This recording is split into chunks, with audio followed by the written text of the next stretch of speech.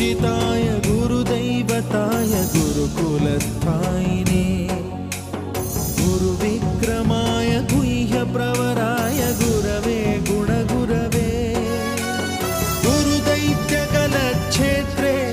गुरुधर्मसदाराध्याय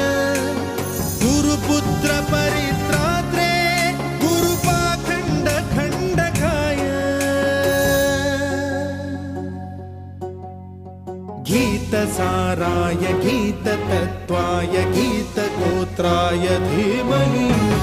गूढगुल्फाय गन्धमत्ताय गोजयप्रदाय धीमहि